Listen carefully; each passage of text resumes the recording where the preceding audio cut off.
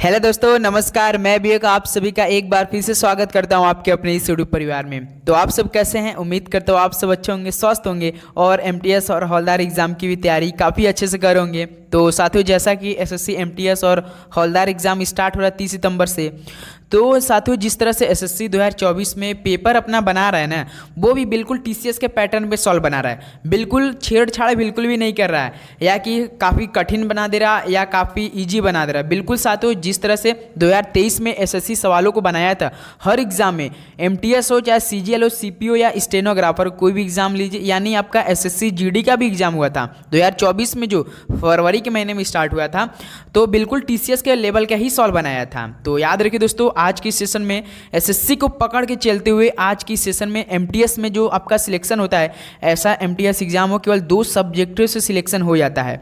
एक तो जीके और इंग्लिश से। मैथ रीजनिंग तो केवल क्वालिफाइंग कराता है। जनरल वालों को 40 क्वेश्चन में से केवल 12 क्वेश्चन करना रहता है, और ओबीसी को तो केवल 10 क्वेश्चन ही करना रहता है, और एससी एसटी वालों को 8 क्वेश्चन, वो भी 40 क्वेश्चन में से। नेगेटिव मार्किंग भी नहीं रहता है जब। लेकिन हाँ दोस्तों, एमटीएस में सिलेक्शन लेना है तो जीके इंग्लिश के जो आपका टोटल 50 क्वेश्चन मिला के आएंगे, यहाँ से आपको 1 नंबर का नेगेटिव मिलेगा। याद रखिए दोस्तों। तो आज की सेशन में हम लोग साथियों जीके इंग्लिश प्लस रीजनिंग के वही सवाल करेंगे, बिल्कुल हुबहू आपके पेपर में छपने वाला। ध्यान देंगे दोस्तों, यदि आपका 56 क्वेश्चन हम लोग करेंगे, यदि आपका मान लीजिए 50 आ रहा है, जो आपका स्कोरिंग पार्ट रहेगा दोस्तों उसको आप तो अचीव करेंगे, और जो नेगेटिव मार्किंग रहेगा उससे आप लोग टच नहीं करेंगे, क्योंकि 1 नंबर का नेगेटिव रहेगा। रीजनिंग के जब सवाल करेंगे आप बिल्कुल पूरा तुक्काबाजी कर सकते हैं, क्योंकि उसमें नेगेटिव मार्किंग नहीं रहेगा। जबकि साथियों स्कोर मान लीजिए 50 या 45 भी आ रहा है, तो बिल्कुल बेटर स्कोर रहेगा। मान लीजिए उससे कम आएगा तो आपको थोड़ा सा तैयारी करने की जरूरत रहेगी। ओके दोस्त, सो चलिए, अब तो अगर आप लोग डेली क्लास करते रहेंगे तो लास्ट में देखेंगे आपका जो स्कोर रहेगा ना, पूरा फुल में से फुल आने लगेगा। तो केवल आपको प्रश्न से ही पता चलेगा कि आपकी तैयारी किस लेवल की। डेली क्यूज हम लोग का इसमें कब हो रही है? सुबह 8 बजे हो रही है, और एक दोपहर में 12:30 PM पे और 7 PM पे। ओके चलिए, सो लेट्स गेट स्टार्ट। सभी को गुड मॉर्निंग। तो पहला प्रश्न देखते हैं, 11वां मौलिक कर्तव्य भारतीय संविधान में किस वर्ष जोड़ा गया था? बताइए दोस्तों, जो 11वां मौलिक कर्तव्य भारतीय संविधान में किस वर्ष जोड़ा गया था? तो ये साथियों 2002 में जोड़ा गया था। तो पहले का हम लोग का सी क्या हो जाएगा? यहाँ से बिल्कुल राइट ऑप्शन हो जाएगा। चलिए अगला सवाल देखते हैं। क्वेश्चन नंबर देखिए सेकंड, संयुक्त राष्ट्र महासभा की अध्यक्ष बनने वाली पहली महिला कौन थी? तो याद रखिएगा, जो संयुक्त राष्ट्र महासभा की अध्यक्ष बनने वाली पहली महिला थी वो विजय लक्ष्मी पंडित थी। ऑप्शन ए यहाँ से क्या हो जाएगा? बिल्कुल राइट ऑप्शन हो जाएगा। चलिए दोस्त अगला सवाल देखते हैं। क्वेश्चन नंबर थर्ड, एक झील पारिस्थितिक तंत्र में प्राथमिक उपभोक्ता कैसे होते हैं? तो वो प्राणी प्लवक होते हैं। ऑप्शन ए देखिए यहाँ से क्या हो जाएगा, जो साथियों एक झील यानी पारिस्थितिक तंत्र में जो प्राथमिक उपभोक्ता में होते हैं ना, वो प्राणी प्लवक होते हैं। तो इस तरह से ऑप्शन ए क्या हो जाएगा? यहाँ से राइट हो जाएगा। चलिए नेक्स्ट अगला सवाल देखते हैं। क्वेश्चन नंबर 4, भारत की विशालतम पवन ऊर्जा फार्म पेटी ये किस राज्य में स्थित है? जो कि भारत की विशालतम पवन ऊर्जा फार्म पेटी है वो तमिलनाडु राज्य में स्थित है। तो बी ऑप्शन यहाँ से क्या हो जाएगा मेरे भाई? बिल्कुल आपका राइट ऑप्शन हो जाएगा। नेक्स्ट अगला सवाल देखते हैं। क्वेश्चन नंबर देखिए 5, भारत के लिए कार्बन उत्सर्जन में शुद्ध शून्य यानी नेट जीरो हासिल करने का लक्ष्य कितना वर्ष रखा गया है, निर्धारित किया गया है? भाई साहब 2070 तक रखा है। पता नहीं हम लोग जिएंगे या मरेंगे, कोई बात नहीं मेरे भाई। ऐसे में हम लोग एमटीएस एग्जाम देना यार, इसमें हमको पढ़ के जाना है। ये 2070 तक है नेट जीरो हासिल करने का लक्षित स्कोर है। ओके दोस्त, सी ऑप्शन क्या हो जाएगा? बिल्कुल राइट हो जाएगा। चलिए अगला सवाल देखते हैं। क्वेश्चन नंबर देखिए 6 क्या दिया है, नूपा नृत्य किस भारतीय राज्य से संबंधित है? नूपा नृत्य संबंधित है ये किस राज्य से? तो मणिपुर राज्य से है। तो बी ऑप्शन क्या हो जाएगा मेरे भाई? बिल्कुल राइट ऑप्शन हो जाएगा। ओके दोस्त, चलिए अगला सवाल देखते हैं। क्वेश्चन नंबर देखिए 7, इनमें से कौन सा मंदिर तमिलनाडु में है? तो याद रखिए दोस्तों, जो गंगई कोंडा चोलपुरम मंदिर है ये आपका तमिलनाडु राज्य में पड़ता है। डी ऑप्शन क्या हो जाएगा? बिल्कुल राइट ऑप्शन हो जाएंगे। चलिए मेरे भाई नेक्स्ट अगला सवाल देखते हैं। क्वेश्चन नंबर देखिए 8, 1565 में विजयनगर के हिंदू राजा और 4 सहयोगी मुस्लिम शासकों के बीच कौन सी लड़ाई लड़ी गई थी? तो याद रखिए दोस्त, जो 1565 में विजयनगर के हिंदू राजा और 4 सहयोगी मुस्लिम शासकों के बीच में लड़ाई लड़ी गई थी, तो वो साथियों तालीकोट की लड़ाई थी। जो तालीकोटा की लड़ाई थी ना, वो लड़ाई थी। डी ऑप्शन क्या हो जाएगा? बिल्कुल राइट ऑप्शन। 1565 में डेट याद रखिए आप लोग, ये सवाल पूछा जा सकता है कि ताली कोटा की लड़ाई कब लड़ी गई थी? तो 1565 में लड़ी गई थी। चलिए अगला सवाल देखते हैं, क्वेश्चन नंबर 9 देखिए, वॉशिंग सोडा का रासायनिक सूत्र क्या होता है? तो वॉशिंग सोडा की रासायनिक सूत्र यदि हम लिखें तो Na2CO3.10H2O होता है। तो ऐसा ऑप्शन देखिए ए दे रखा है, Na2CO3.10H2O। ऑप्शन ए मेरे भाई बिल्कुल राइट ऑप्शन हो जाएगा। ओके, उम्मीद करूँगा दोस्त आपको हर एक प्रश्न काफ़ी अच्छे समझ में आ रहे होंगे। आप लोग काफ़ी अच्छे से अपनी तैयारी जो काफ़ी अच्छे से तैयारी की डेली कर रहे होंगे। देखिए क्वेश्चन नंबर 10 दिया है, शिक्षा नीति के त्रिभाषा सूत्र की सिफारिश किसके द्वारा की गई थी? बताइए साथियों, जो शिक्षा नीति के त्रिभाषा सूत्र की सिफारिश किसके द्वारा की गई थी? तो ये कोठारी आयोग के द्वारा की गई थी। ऑप्शन इस तरह से हम लोग का यहाँ से बिल्कुल राइट हो जाएगा। चलिए दोस्त अगला सवाल देखते हैं, क्वेश्चन नंबर देखिए 11, भारत के सर्वोच्च न्यायालय ने किस मामले में पहली बार संविधान के मूल संरचना का सिद्धांत दिया था? तो साथियों याद रखिए, जो भारत के सर्वोच्च न्यायालय ने किस मामले में पहली बार संविधान की मूल संरचना का सिद्धांत दिया था? तो वो दिया था साथियों केशवानंद भारती बनाम केरल राज्य के बीच से। तो बी ऑप्शन यहाँ से केशवानंद भारती बनाम केरल राज्य के मतलब सिद्धांत दिया था। बी ऑप्शन बिल्कुल यहाँ से राइट हो जाएगा।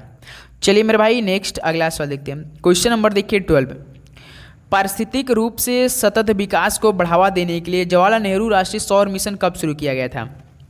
जो साथियों पारिस्थितिक रूप से सतत विकास को बढ़ावा देने के लिए जवाहरलाल नेहरू राष्ट्रीय सौर मिशन कब शुरू किया गया था? तो ये शुरू किया गया था 2010 में। तो यहाँ से ऑप्शन सी 2010 बिल्कुल राइट ऑप्शन हो जाएंगे। ओके, चलिए अगला सवाल देखते हैं, क्वेश्चन नंबर देखिए 13, निम्नलिखित में से किस भारतीय शास्त्रीय भरतनाट्यम नृत्यांगना को 1981 में पद्मश्री और 2003 में पद्म भूषण से सम्मानित किया गया था? ये सवाल आपके परीक्षा के लिए साथियों वेरी मस्ट इंपॉर्टेंट सवाल है। याद रखिए दोस्तों, इस तरह का एसएससी सवाल हर एग्जाम में पूछ लेता है और एमटीएस की इस बार बारी है तो कन्फर्म पूछे जा सकता है कि ऐसी कौन सी भारतीय शास्त्रीय जो कि भरतनाट्यम नृत्यांगना है जो कि उनको 1981 में पद्मश्री और 2003 में साथियों पद्म भूषण सम्मानित किया गया था। तो वो आपकी थी पद्म सुब्रमण्यम है।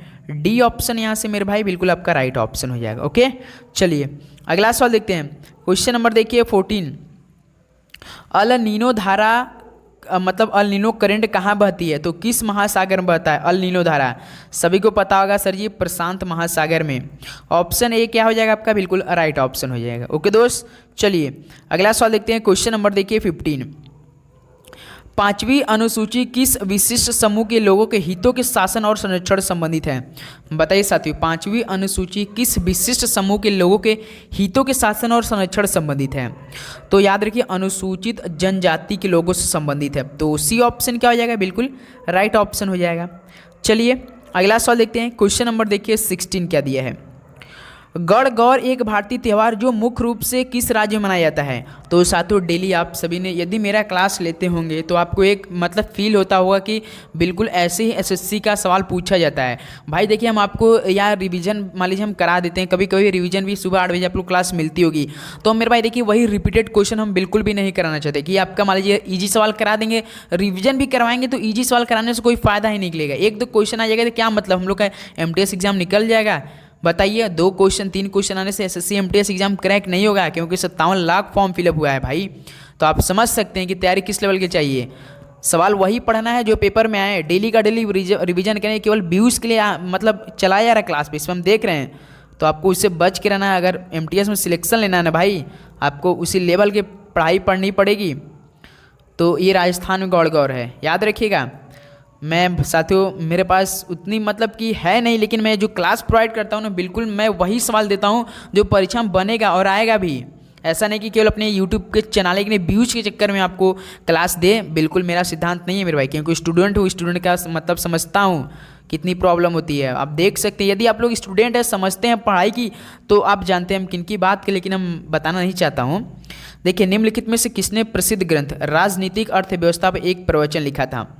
तो दोस्त रूसो। डेली क्या करेंगे, अपना कोर्स बेचेंगे, अपना बुक लॉन्च करेंगे। भाई सब क्या यूट्यूब पे अपने फ्री में नहीं पढ़ा सकते? वही कंटेंट बताइए, आप बुक खरीदेंगे ना, जो आपके यूट्यूब आप पढ़े रहेंगे वही क्वेश्चन उसमें भी रहता है। मैंने देखा है, मैंने खरीदा है।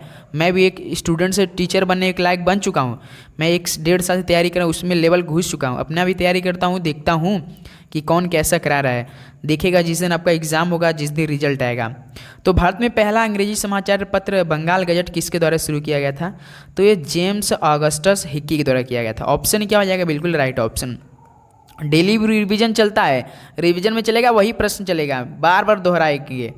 बर्फ और पानी से भरे गिलास की बाहरी सतह पर पानी की बूंदों का विकास किसके कारण होता है? बताइए दोस्तों, जो बर्फ और पानी से भरे गिलास की बाहरी सतह पर पानी की बूंदों का विकास किसके कारण होता है? बताइए। गिलास में पानी भरा रहता है, देखेंगे अब यहाँ से, मतलब कि क्या हो जाता है सत्य, उस टाइप का आ जाता है ना, तो उसे क्या बोला, संघनन के द्वारा होता है। तो बी ऑप्शन क्या हो जाएगा यहाँ से? बिल्कुल राइट ऑप्शन हो जाएगा। चलिए दोस्त अगला सवाल देखते हैं। क्वेश्चन नंबर देखिए 20 क्या दिया है। किस भक्ति संत ने भारूड की रचना की थी? तो साथियों, किस भक्ति संत ने भारूड की रचना की थी? तो वो किए थे एकनाथ जी ने किया था। ऑप्शन ए क्या हो जाएगा मेरे भाई? बिल्कुल यहाँ से राइट हो जाएगा। ओके, चलिए अगला सवाल देखते हैं। क्वेश्चन नंबर देखिए 21। संयुक्त राष्ट्र विश्व पर्यटन संगठन का मुख्यालय कहाँ पर स्थित है? तो दोस्त ये आपका मैड्रिड स्पेन में है। जो संयुक्त राष्ट्र विश्व पर्यटन संगठन का मुख्यालय ये आपका मैड्रिड स्पेन में है। बी ऑप्शन यहाँ से हम लोग का राइट हो जाएगा। चलिए दोस्त अगला सवाल देखते हैं। क्वेश्चन नंबर देखिए 22। नाथ पंथियों, सिद्धों और योगिकों ने भक्ति धर्म को कहाँ लोकप्रिय बनाया? बताइए दोस्तों, नाथ पंथियों, सिद्धों और योगियों ने भक्ति धर्म को कहाँ लोकप्रिय बनाया था? तो ये आपका उत्तरी भारत में लोकप्रिय बना दिया था। तो इस तरह से ऑप्शन क्या हो जाएगा? बिल्कुल हम लोग का राइट ऑप्शन हो जाएगा। ओके दोस्त, चलिए अगला सवाल देखते हैं। क्वेश्चन नंबर देखिए 23 क्या दिया है। उत्तर पूर्वी पुनर्गठन अधिनियम किस वर्ष में पारित हुआ था? बताइए दोस्तों, उत्तर पूर्वी पुनर्गठन अधिनियम किस वर्ष में पारित हुआ था? तो ये आपका 1971 में हुआ था। सी ऑप्शन क्या हो जाएगा? बिल्कुल राइट ऑप्शन हो जाएंगे। ओके दोस्त, चलिए अगला सवाल देखते हैं। क्वेश्चन नंबर देखिए 24।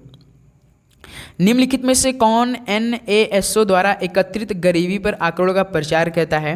तो बताइए दोस्तों, कौन NSO द्वारा एकत्रित गरीबों पर आंकड़ों का प्रचार करता है? तो वो साथियों नीति आयोग करता है। डी ऑप्शन क्या हो जाएगा? बिल्कुल यहाँ से आपका राइट ऑप्शन हो जाएंगे।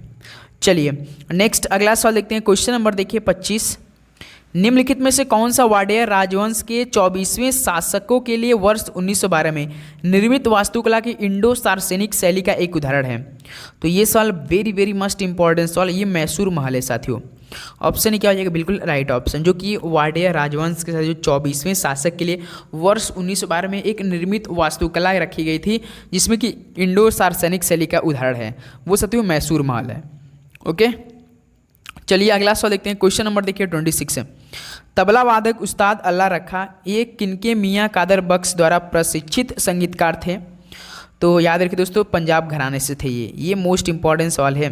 जो तबला वादक उस्ताद अल्लाह रखा थे, ये पंजाब घराने के मियाँ कादर बख्श द्वारा प्रशिक्षित संगीतकार थे। तो सी ऑप्शन क्या हो जाएगा? बिल्कुल राइट हो जाएगा। चलिए दोस्त अगला सवाल देखते हैं। क्वेश्चन नंबर देखिए 27। बिशप का प्रयोग निम्नलिखित में से किस खेल में किया जाता है? तो दोस्त ये किया था शतरंज में। डी ऑप्शन क्या हो जाएगा मेरे भाई? बिल्कुल आपका राइट ऑप्शन हो जाएंगे। ओके, चलिए नेक्स्ट अगला सवाल देखते हैं। क्वेश्चन नंबर देखिए 28। सूक्ष्म वित्त क्षेत्र में सुधार सुझाव देने के लिए किस समिति का गठन किया गया था? बताइए, सूक्ष्म वित्त क्षेत्र में सुधार सुझाव देने के लिए किस समिति का गठन किया गया था? तो ये मालेगाम समिति का किया गया था गठन। डी ऑप्शन क्या हो जाएगा दोस्त? यहाँ से आपका बिल्कुल राइट ऑप्शन। उम्मीद करूँगा दोस्तों कि आप सभी को एक एक प्रश्न काफ़ी अच्छे समझ में आ रहे होंगे और आप लोग हर एक प्रश्नों को याद भी कर रहे होंगे, क्योंकि एग्जाम भी काफ़ी सर पे आ चुका है। तो यहाँ से हमें तैयारी जो है बिल्कुल दमदार तरीके से, be positive, be confidence, be focus के साथ करनी है।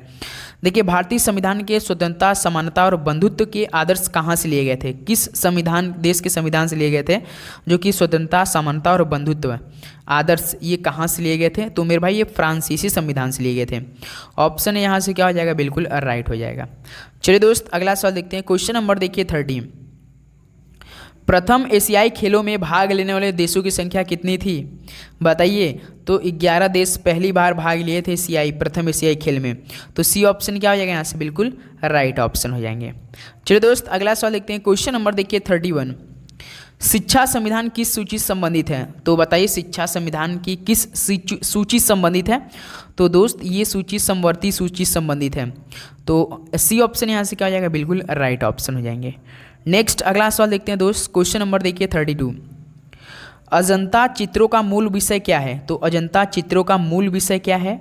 तो आपका बुद्ध चरित है। सी ऑप्शन क्या हो जाएगा मेरे भाई? बिल्कुल यहाँ से आपका राइट ऑप्शन हो जाएंगे। ओके, चलिए अगला सवाल देखते हैं। क्वेश्चन नंबर देखिए 33। उपराष्ट्रपति अधिकतम कितनी अवधि तक राष्ट्रपति के रूप में कार्य कर सकते हैं? बताइए साथियों, उपराष्ट्रपति अधिकतम कितनी अवधि तक राष्ट्रपति के रूप में कार्य करते हैं? क्या आप समझ सकते हैं? तो सर जी ये केवल 6 महीने तक कार्य कर सकते हैं। बी ऑप्शन क्या आ जाएगा? बिल्कुल राइट ऑप्शन। राष्ट्रपति के रूप में जो उपराष्ट्रपति रहते हैं ना, मान लीजिए किसी कारण वो नहीं है तो राष्ट्रपति का जो कितने भी कोई भी काम हो या उनका मतलब कार्यालय का कोई भी काम हो तो केवल 6 महीने तक उपराष्ट्रपति राष्ट्रपति के कार्य कर सकते हैं। चलिए अगला सवाल देखते हैं। क्वेश्चन नंबर देखिए 34।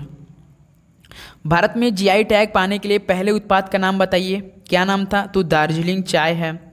ऑप्शन ए मेरे भाई यहाँ से बिल्कुल आपका राइट ऑप्शन हो जाएगा, जो कि भारत में जीआई टैग पाने के लिए पहले उत्पाद का नाम दार्जिलिंग चाय है। चलिए दोस्त अगला सवाल देखते हैं। क्वेश्चन नंबर आपका 35 देखिए। भारत में पंचायती राज प्रणाली को प्रस्तावित करने वाली सबसे पहली समिति कौन सी थी? बताइए साथियों। तो बलवंत राय मेहता समिति थी, जो कि भारत में पंचायती राज प्रणाली को प्रस्तावित करने वाली सबसे पहली समिति बलवंत राय मेहता समिति थी। चलिए अगला सवाल देखते हैं। क्वेश्चन नंबर देखिए 36। यहाँ से आपको इंग्लिश के प्रश्न मिलेंगे, काफ़ी ध्यान से अच्छे से देखिएगा दोस्तों। Select the incorrectly spelled word. तो बताइए राइट ऑप्शन। स्पाइटफुल का मतलब क्या होता है? द्वेषपूर्ण होता है। रोटेशनल के मतलब कि घुमाने वाला, रोटेशनल घुमाव नहीं घुमाने वाला होता है, रोटेशनल को बोला जाता है। और मैग्निफिसेंट देखिए डबल टी दिया है मेरे भाई, और इसका स्पेलिंग क्या होता है? MAGNIFICENT होता है। अब मैग्निफिसेंट का मतलब क्या होता है? बिल्कुल शानदार होता है।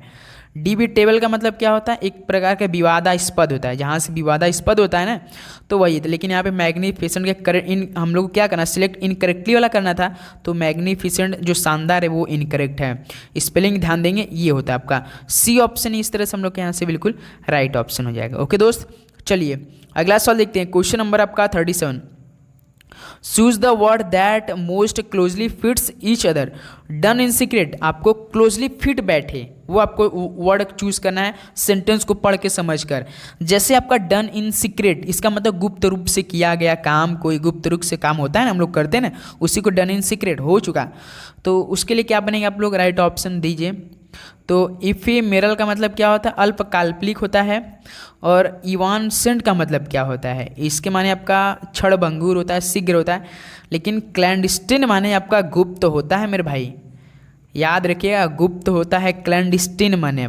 सी ऑप्शन यहाँ से बिल्कुल राइट ऑप्शन। साइलेंट तो हो नहीं सकते, शांत बिल्कुल।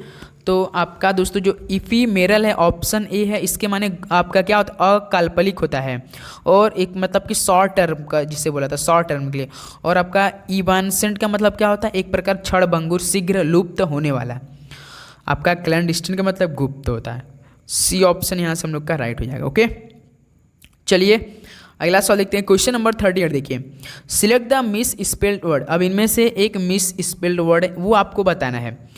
देखिए ट्रेजेडी, बिल्कुल सर जी, ट्रेजेडी तो स्पेलिंग सही। कॉन्फिडेंस, क्या आप हमें बता सकते हैं कॉन्फिडेंस का स्पेलिंग क्या होता है? यही आपका बी हो जाएगा, जो कि इसमें मिस स्पेल है।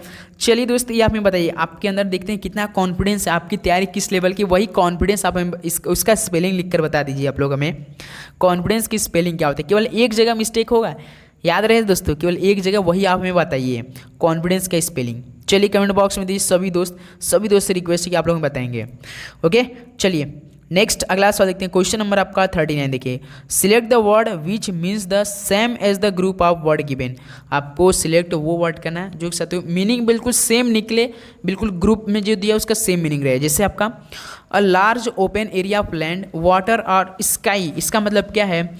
वह स्थल जैसा कि जल, आकाश का एक बड़ा खुला क्षेत्र, जिससे बोला जाता है ना, जैसे कि कभी घूमने जाएंगे तो देखेंगे वह स्थल जहाँ पे जल, आकाश और क्या एक हवा का मतलब क्या होता है? मतलब खुला क्षेत्र रहता है। तो उससे हम लोग क्या बोलते हैं बताइए? फ्रंट बोलेंगे क्या? सामने वाला बिल्कुल नहीं बोलेंगे। और आपका मार्जिन बोलेंगे क्या? बताइए। अंतर, मार्जिन क्या होता है? अंतर होता है ना, तो अंतर बोलेंगे। इनक्लोजर, बताइए इनक्लोजर मतलब क्या होता है? दीवार होता है। और एक्सपेंस हम लोग बोलेंगे मेरे भाई, एक्सपेंसिव बोलेंगे। इसका मतलब क्या है? आपका एक्सपेंस मतलब प्रसार, विस्तार होता है, ध्यान देंगे। डी ऑप्शन बिल्कुल हम लोग का राइट ऑप्शन हो जाएगा। ओके दोस्त, डी इस तरह से क्या हो जाएगा, बिल्कुल राइट ऑप्शन हो जाएंगे। नेक्स्ट अगला सवाल देखते हैं दोस्त, क्वेश्चन नंबर आपका देखिए 40। चलिए बताइए, select the most appropriate meaning of the given idiom. अब इडियम का मतलब क्या होता है, मुहावरा। तो यहाँ पे आइसिंग ऑन द केक, इसका मतलब क्या है, जैसे कि केक पर सजावट करना किया जाता है ना, icing on the cake, cake पर क्या करना है, सजावट करना है। तो उसको लिए हम लोग क्या कुछ ऐसा जो कि साथियों कि हम लोग कह सकते हैं कि अच्छी स्थिति को और भी बेहतर बना दे। मान लीजिए केक सिंपल है तो उसको हम लोग अच्छी तरीके से और भी बेहतर बना सकते हैं, सजावट कर सकते हैं ना। तो उसे क्या बोलते हैं, आइसिंग ऑन द केक, यानी केक पर सजावट करना, कुछ ऐसा जो कि एक अच्छी स्थिति को क्या कर दे, और भी बेहतर, और भी बेटर और बेस्ट भी ब्यूटीफुल बना देता है। तो उसे हम क्या बोलेंगे, जैसे देखिए आपका दिया है something that make a good situation even better. याद रहे दोस्तों, क्या something that make a good situation even better. तो इस तरह से क्या हो जाएगा, डी हम लोग का राइट ऑप्शन, कुछ ऐसा जो कि अच्छी स्थिति को और भी बेहतर बना दे। तो डी ऑप्शन मेरे भाई हम बिल्कुल राइट ऑप्शन हो जाएगा। ओके, चलिए अगला सवाल देखते हैं। क्वेश्चन नंबर देखिए आपका 41 मेरे भाई, select the most appropriate meaning of the given idiom. English के वही प्रश्न, वही टॉपिक लिए हैं जो कि आपके पेपर 110% उसी टॉपिक से आएगा। जैसे इडियम फिर पूछा है, हीट अ बैड पैच। अब इसका मतलब क्या है, हीट अ बैड पैच का मतलब होता है एक खराब, मतलब कि पैच मारा। मतलब अगर मान लीजिए साथियों कि आप बुरे दौर से गुजर रहे हैं, कि आप इस समय गुजर रहे हैं, तो साथियों आपको कुछ समय के लिए मतलब कि बहुत सारी समस्याओं करना पड़ता है। हम लोग का मतलब टाइम बहुत ख़राब चलता है, तो हम लोग को काफ़ी समस्या आती रहती हैं। वो कुछ भी काम हम लोग का सही टाइम से मतलब हो नहीं पाता है, हम लोग को समस्या काफ़ी सामने, परिस्थिति बहुत कठिन आ जाता है। तो उसी को क्या बोलते हैं, हीट ए बैड पैच बोलते हैं। तो इसका राइट ऑप्शन क्या हो जाएगा, एट द लास्ट मोमेंट, बिल्कुल लाफ हार्टली, बिल्कुल थोड़ा थोड़ा हम लोग कठिन से हटते हैं ना, लेकिन दोस्त एक्सपीरियंस ऑफ डिफिकल्टी से मतलब हो जाएगा इसका राइट ऑप्शन। इसका मतलब किसी काम में मुश्किल आना या उसका सामना करना है, हिट अ बैड पैच बोला जाता है, एक्सपीरियंस डिफिकल्टी बोलते हैं। तो सी ऑप्शन क्या हो जाएगा मेरे भाई, बिल्कुल राइट ऑप्शन हो जाएगा। ओके दोस्त, चलिए अगला सवाल देखते हैं। क्वेश्चन नंबर आपका देखिए 42, find the correctly spelled word. अब इनमें से एक करेक्टली स्पेल्ड वर्ड बताना है। डिपेंडेंट, जैसे आप आश्रित, निर्भीत होते हैं ना किसी के ऊपर, तो स्पेलिंग क्या होना है डिपेंडेंट का, देखिए बी ऑप्शन बिल्कुल राइट दे रखा है, डिपेंडेंट। आश्रित मतलब होता है ना किसी के ऊपर आश्रित होना, बी ऑप्शन यहाँ से राइट ऑप्शन हो जाएगा। ओके दोस्त, चलिए नेक्स्ट अगला सवाल देखते हैं। क्वेश्चन नंबर आपका 43 देखिए, choose the option that substitute the given phrase appropriately. आपको साथियों दिए गए वाक्य में तो उचित रूप से प्रस्तावित करने वाला क्या करना है, शब्द चूज करना है। जैसे देखिए, a large building that usually houses aircrafts. इसका मतलब क्या है, अ लार्ज बिल्डिंग, एक बड़ी इमारत, दैट यूजली, जिसमें हाउसेस एयरक्राफ्ट, जिसमें आमतौर पर विमान रखे जाते हैं, उसे क्या बोलते हैं बताइए दोस्तों। एक बड़ी इमारत होती होगी जहाँ पे आमतौर पे कभी तो विमान रखे जाते हैं, लेकिन एक तरीका है, सेंटेंस बनाने का तरीका है कि एक बड़ी इमारत जहाँ पे साथियों कि विमान रखे जाते हैं, उसे क्या बोला जाता है बताइए। ड्राइवे बोला जाता है, हंगर, या आपका टॉर्मेक, या पार्किंग वे, बताइए। तो सर जी क्या बोलते हैं हम लोग, आप सभी को पता होना चाहिए 43 का, तो हंगर बोलते हैं, याद रखिए दोस्त, हंगर बोलते हैं। डी ऑप्शन क्या हो जाएगा, बिल्कुल आपका राइट ऑप्शन हो जाएगा। ओके दोस्त, चलिए अगला बोलते हैं सवाल। क्वेश्चन नंबर देखिए 44, choose the word which is nearly opposite in meaning of the given word. अब क्लीमेंसी का अपोजिट बताएं, क्लीमेंसी का मतलब क्या होता है बताएं। राइट ऑप्शन क्लिक करेंगे मेरे भाई। तो क्लीमेंसी का मतलब क्या होता है, एक प्रकार का दया भी हो जाता है मेरे भाई। तो इसका राइट ऑप्शन क्या हो जाएगा। तो कार्पोरल का मतलब क्या होता है, दैहिक होता है। क्या होता है मेरे भाई, दैहिक होता है। इनटॉलरेंस का मतलब क्या होता है, असहिष्णुता, असहनीयता होता है एक प्रकार का। और आपका कॉम्प्रोमाइज़ का मतलब कि समझौता बोलते हैं ना। और आपका सेंसिबिलिटी क्या मतलब होता है, संवेदनशील होता है। तो इनटॉलरेंस हो जाएगा मेरे भाई, सहिष्णुता हो जाएगा आपका, असहनीयता हो जाएगा। तो बी ऑप्शन क्या हो जाएगा, क्लीमेंसी का बिल्कुल आपका राइट ऑप्शन हो जाएगा। बी ऑप्शन ध्यान देंगे, क्लीमेंसी क्या हो जाएगा, इनटॉलरेंस हो जाएगा। ओके, चलिए अगला सवाल देखते हैं। क्वेश्चन नंबर आपका देखिए 45, find the correctly spelled word. तो बेनिफिशियल का स्पेलिंग क्या होता है, सभी बेनिफिशियल लिखा होगा, तो BENEFICIAL होता है। Beneficial wrong, beneficial option B देखिए आपका बी राइट ऑप्शन दे रखा है। तो बी को हम लोग क्या कर सकते हैं, लॉक कर सकते हैं, बेनिफिशियल बी ऑप्शन मेरे भाई आपका राइट ऑप्शन हो जाएगा। ओके, चलिए नेक्स्ट अगला सवाल देखते हैं। क्वेश्चन नंबर आपका देखिए 46, see so that see easily catches cold. बताइए, सी देख रखा है, बताइए सी इज सो, वह इतनी संवेदनशील है कि आसानी से सर्दी लग जाती है, बताइए कौन सी है वो? सेंसिबल है क्या? सेंसिबल का मतलब क्या है? समझदार है, बिल्कुल रॉन्ग। सिंसियर है, क्या वो ईमानदार सच्चा है? बिल्कुल, ऐसे तो किसी को कोई ईमानदार सच्चा होने से तो मतलब सर्दी नहीं लगेगी। सेंसिटिव होने से मतलब भावुक हो सकता है कि नहीं? सी सो मतलब सूक्ष्म, जिसे आप लोग सूक्ष्म बोलते हैं, काफ़ी नरम, तो C so sensitive. C option बिल्कुल राइट ऑप्शन बैठेगा यहाँ से। That C easily catches cold, क्या होता है? जैसे कोई सूक्ष्म होता है तो बिल्कुल मतलब नरम होता है, तो मतलब उसे जल्दी आसानी सर्दी लग जाती है ना उसे।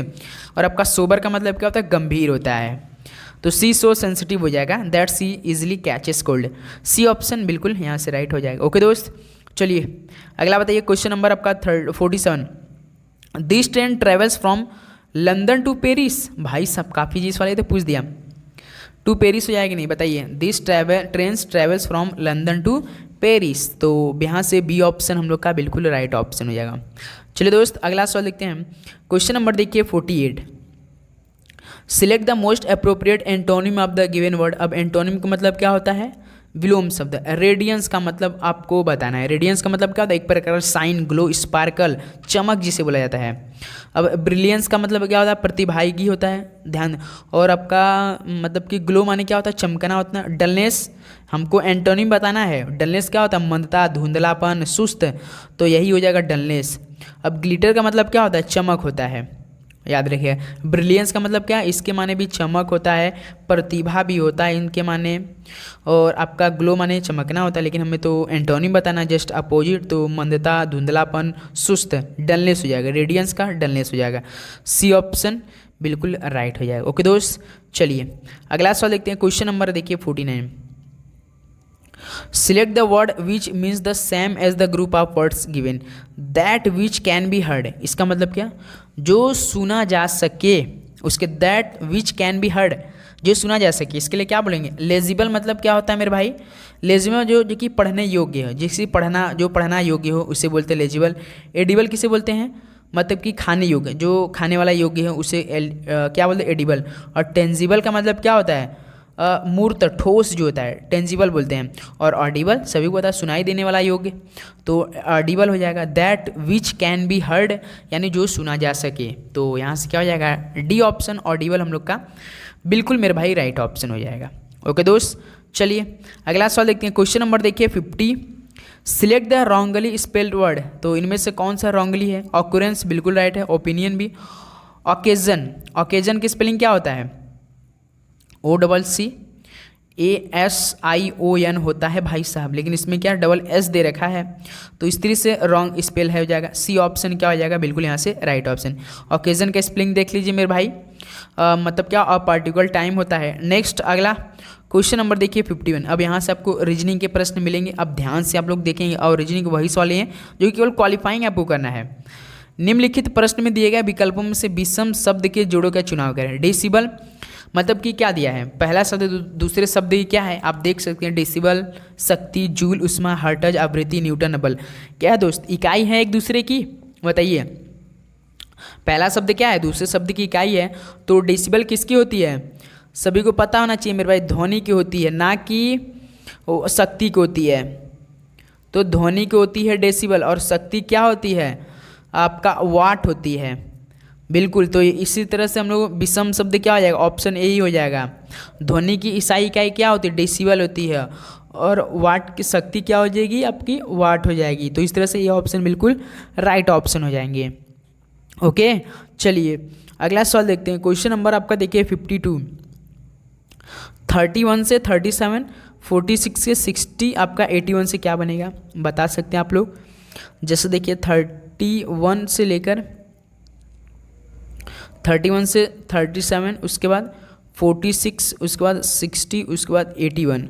अब देखिए 31 से 47 कैसे क्या होगा मेरे भाई? 6 को ऐड किया होगा, बिल्कुल। उसका 37 से 46 कैसे क्या होगा? क्या ऐड करेंगे हम लोग इसमें? +9 करेंगे, हो जाएगा, बिल्कुल। उसका 46 से लेके 60, देखिए +14 क्या होगा? बिल्कुल। उसके बाद मेरे भाई कितना क्या होगा आपका? 60 में क्या करें कि 81 हो जाए, 21 कर देंगे, बिल्कुल हो जाएगा। फिर उसके बाद एक बार हम लोग और करते हैं इसको, इसमें देखते हैं कितना गैप है। +3 किया होगा, उसका देखिए +5 किया होगा, इसमें +7 किया होगा। देखिए +3 +5 +7, इसका मतलब यहाँ हम क्या कर सकते हैं, यहाँ पे +7 किया था, यदि लास्ट में हम लोग दोस्त आपका +9 को ऐड कर देंगे तो कितना आ जाएगा। 9 को अगर जोड़ेंगे, इसमें मान लीजिए 9 में 21 जोड़ेंगे तो कितना होगा आपका 30 हो जाएगा। तो 30 में यदि मान लीजिए इसी की जगह जोड़ते हैं तो कितना आएगा 31 और आपका 81 कितना हो जाएगा 111 हो जाएगा। 111 दे रखा है, ऑप्शन डी दे रखा है। तो यहाँ पे अगर इस तरह के सवाल आपके पेपर में बने दोस्तों, तो आप लोग कम से कम 2 से 3 बार उस गैपिंग को देखिए और लास्ट में जो आएगा तीनों उसी को जोड़ दीजिएगा, अपने आप आंसर निकल के आ जाएगा। जैसे हमने यहाँ पे किया ना, जैसे +6 +9 +14 +21 किया, उसके बाद नहीं इसमें देखिए 3 गैप, 3 उसके बाद 5 का, फिर उसका 7 का, तो गैप देख सकते हैं। लास्ट में हम लोग क्या कर सकते हैं, लास्ट में भी ऐसे भी देख सकते हैं, लास्ट में यहाँ पे 30 भी जोड़ सकते थे तो भी डायरेक्ट आंसर, लेकिन उसको करेक्ट करने के लिए थोड़ा सा एक्स्ट्रा दिमाग लगा कर सकते हैं, नहीं तो बाई चांस गलत हो सकता है। तो इस तरह हम लोग कर सकते हैं। ओके, चलिए अगला सवाल देखते हैं। क्वेश्चन नंबर देखिए 53, 149 से 12 है, 230 से लेके 50 है, 294 से क्या हो जाएगा। अब आपको थोड़ा सा सोचने की दिमाग लगानी पड़ेगी, स्क्वायर पे आपके यहाँ को आना पड़ेगा। यदि आपको दोस्त 12 का स्क्वायर दूसरा संख्या का क्या करना है, देखना है। छोटे वालों को संख्या ऐसा देखना है कि जब अगर लास्ट में इस तरह का क्वेश्चन आ जाए तो शुरुआती वाले नंबर अगर आपको थोड़ा सा बिग दिखे, इस मतलब बड़ा दिखे, तो पहले सेकेंड वाले नंबर को देखना पड़ेगा आपको कि क्या क्या होगा। आपका यहाँ पर देख सकते हैं 12 का स्क्वायर कितना होता है 144 होता है ना। 144 में +5 कर दीजिए, कितना हो जाएगा वो आपका 149 हो जाएगा। देखिए जो कि दे रखा है। उसी प्रकार 15 का स्क्वायर कितना होता है 225 होता है। 225 में यदि हम 5 को ऐड कर दे तो क्या हम लोग का 230 नहीं आ जाएगा, देख लीजिए। तो अब आपको वो देखना है ऑप्शन में कि 294 करीब में कि कौन आ रहा है स्क्वायर करने पर। 20 का स्क्वायर तो 400 हो जाएगा, ऑप्शन देखिए 20 का स्क्वायर 400 हो जाएगा। अब 19 का स्क्वायर कितना होता है 300 आपका। 19 का मेरे भाई कितना होता है 19 दाम 190, 19 9 171, 361 होता है, 361 होता है। उसका 17 का स्क्वायर कितना होता है, क्या कोई बता। 17 का स्क्वायर 289 होता है, लेकिन 289 है लेकिन इसके करीब है। तो देखिए 17 के स्क्वायर 289, लेकिन हम इसमें तो 5 तो भी ऐड कर सकते हैं, बिल्कुल 294 देखिए, जो कि यहाँ पे बिल्कुल मैच कर दिया। क्या ऑप्शन सी हो जाएगा। और 21 का स्क्वायर देख लीजिए, आप लोग होमवर्क में बताइए 21 का स्क्वायर कितना होता है। चलिए तो इस तरह से क्या हो जाएगा सी ऑप्शन। 17 का स्क्वायर 289 +5 कर देना, क्योंकि सभी प्रश्न सीरीज में बोला है कि +5 करना है। ओके दोस्त, उम्मीद करूँगा आप लोग समझ गए होंगे। चलिए अगला सवाल देखते हैं। क्वेश्चन नंबर आपका देखिए दोस्त 54, प्रश्न चिन्ह के स्थान पर कौन से विकल्प आएगा, जैसे ABC, EFG, IJK, MNO, QRS। तो सबसे पहले हम देखेंगे दोस्तों ABC को। ABC से देखिए EFG बनाया है।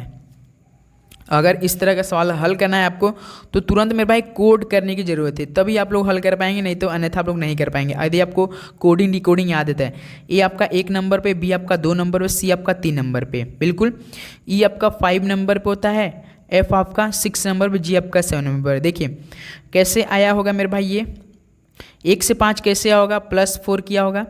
2 से 6 कैसे आया होगा, +4 किया होगा। 3 से 7 कैसे आया होगा, +4 किया। इसका मतलब क्या कह रहा है सीरीज में +4 कर रहा है। तो अब हमसे किसका पूछा है, अगर इस पहला ही आपको दिख जाए तो दोस्तों एक और आप लोग हल कर सकते हैं कि कैसे आया होगा। चलिए दूसरा भी उठाकर देख सकते हैं। EFG से IJK से बनाया है, जैसे EFG से क्या बनाया है मेरे भाई, IJK बनाया है। देखिए कि जी आपका 7 नंबर पर होता है, के आपका 11 नंबर, एफ आपका 6 नंबर पर होता है, जे आपका 10 नंबर पर होता है, ई आपका 5 नंबर पर होता है, आई आपका 9 नंबर। देखिए +4 +4 +4 किया, इसका मतलब क्या किया, सब में +4 किया गया। तो अब हमसे किसका पूछा है, QRS का पूछा है। तो QRS आप ऐसे भी कर सकते हैं। Q मान लीजिए 17 नंबर का होता है, R आपका 18 नंबर पे, S आपका 19 नंबर होता है। तो यदि हम लोग 19 में 4 जोड़ेंगे तो 23 पे कौन होता है, और 18 में यदि हम 4 जोड़ेंगे तो 22 आ जाएगा, 17 में 4 जोड़ेंगे तो 21 आ जाएगा। तो बताइए 21 22 23 पे कौन होता है। तो 21 पे तो आपका U होता है, T आपका 20 U 21, 22 पे V होता है, 23 पे आपका W होता है। देखिए U भी W क्या ऑप्शन दे रखा है, U भी W, B ऑप्शन देखिए दे रखा है। तो क्या B को हम लोग लॉक कर सकते हैं, बताइए मेरे भाई। आपका बी ऑप्शन देखिए बिल्कुल राइट ऑप्शन। क्या किया था, +4 को मतलब कि सीरीज बनाया है। ओके चलिए अगला सवाल देखते हैं। क्वेश्चन नंबर देखिए दोस्त आपका 55।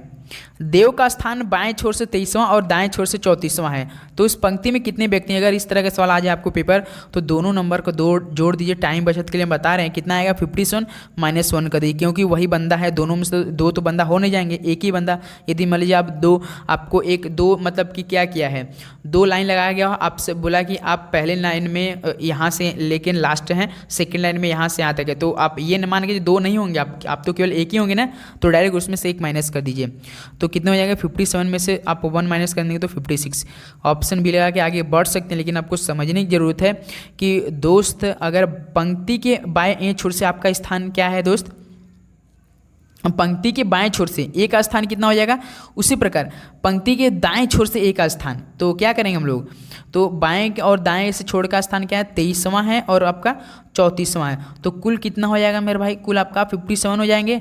57 में से आपका क्या करेंगे, -1 कर देंगे, तो भी वही बात हो जाएगा, 56 ही हो जाएगा। बी ऑप्शन यहाँ से क्या हो जाएगा, बिल्कुल राइट ऑप्शन। टाइम अगर इस तरह का सवाल आपके पेपर में बने तो आपसे रिलेटेड हो या कोई स्टूडेंट हो या कोई भी हो, तो यहाँ से आपका राइट ऑप्शन हो जाएगा। ओके चलिए अगला सवाल देखते हैं। क्वेश्चन नंबर देखिए 56।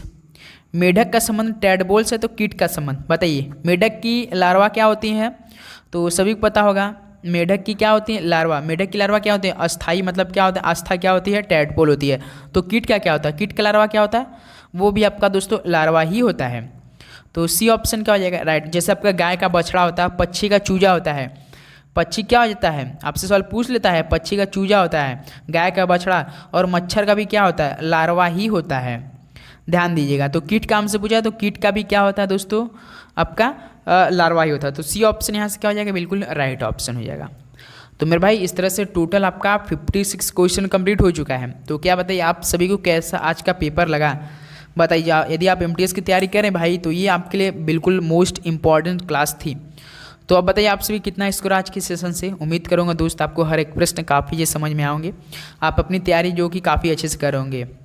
सो चलिए दोस्तों मिलते हैं दोपहर के 12:30 बजे। आप तैयार रहिएगा बिल्कुल। आज की जो क्लास होगी मेरे भाई बहुत ही दमदार होने वाली। जैसा कि आपको पता है कि दोपहर के 12:30 बजे हमारे एग्ज़ामों के लिए जो होगी बहुत ही खतरनाक होने वाली। एग्ज़ाम में बिल्कुल 99% सॉल्व फंसने का वहाँ से आएगा 12:30 बजे। ओके दोस्त, तो चैनल पे नए हैं तो सब्सक्राइब कर लीजिएगा, बेल नोटिफिकेशन ऑन कर लीजिएगा। मिलते हैं दोपहर के 12:30 बजे। आपका दिन मंगल में हो, आप लोग पढ़ाई करते रहिए। ऑल द बेस्ट, सभी को बेस्ट ऑफ लक। जय हिंद, वंदे मातरम। आप सभी का धन्यवाद।